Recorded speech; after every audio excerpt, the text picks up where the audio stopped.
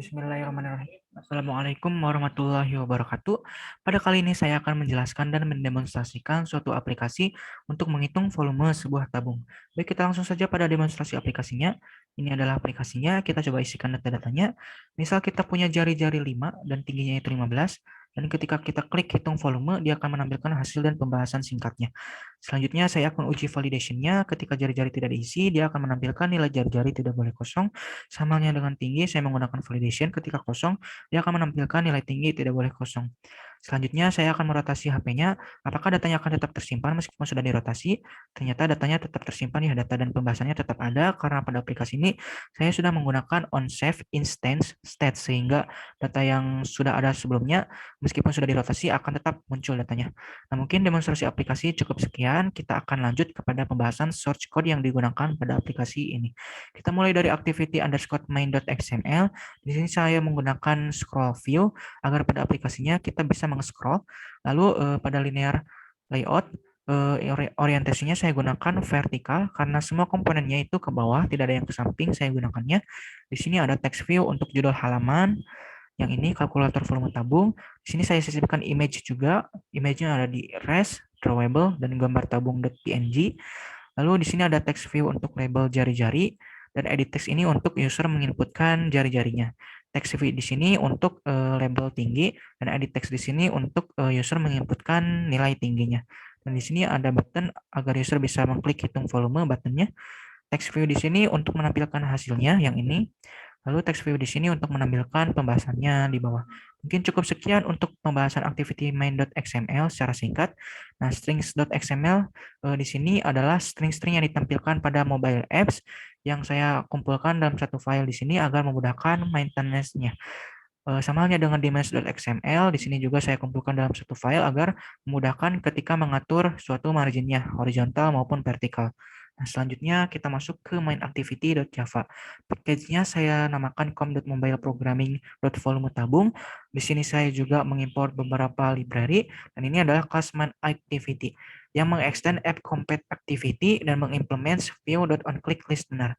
Nah, ini adalah atribut global yang diinisialisasi pada program ini. Dan di sini ada metode onCreate. onCreate itu sama halnya konstruktor pada pemrograman berorientasi objek. Jadi pada metode ini dia menginisialisasi data, memasukkan data pada atribut yang sudah diinisialisasi di variabel global. Cara menginisialisasinya, cara mengisi datanya adalah dengan mencari view berdasarkan ID-nya. Lalu di-concates atau dikonversi sesuai dengan tipe datanya. Di sini ada edit text, misalnya ada button, ada tipe data text view. Nah, di sini adalah source code untuk mendeteksi ketika user mengklik tombol. Nah, ini ada algoritma untuk save instance state, dan di sini juga ada metode untuk on save instance state. Jadi ketika dirotasi nilai tersebut tidak akan hilang ya, karena saya menggunakan algoritma ini save instance state. Jadi pada logika dasarnya atau algoritma dasarnya itu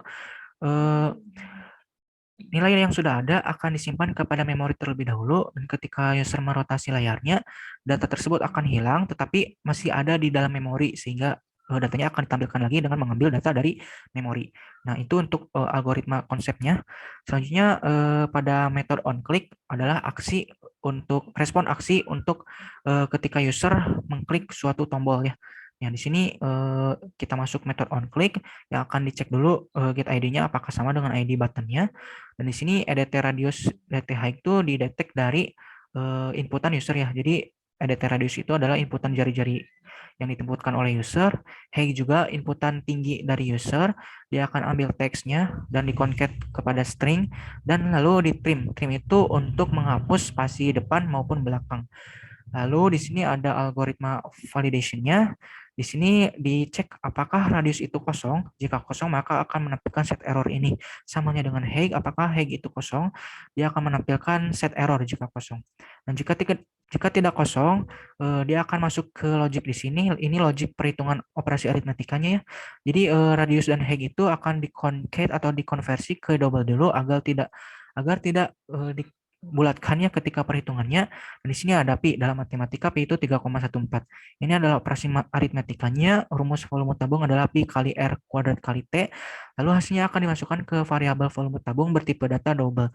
Lalu volume tabung ini akan ditampilkan ke text view result seperti ini. Lalu ditampilkan juga pada TV pembahasan atau text view pembahasan. Nah, text view result ini yang atas hasilnya, dan untuk text view pembahasan ini yang bawahnya pembahasan singkatnya. Nah, mungkin cukup sekian pembahasan aplikasi volume tabung yang saya jelaskan di sini, yang saya buat di sini. Terima kasih atas perhatiannya. Mohon maaf apabila masih banyak kekurangan. Billahi taufik walhidayah. Wassalamualaikum warahmatullahi wabarakatuh.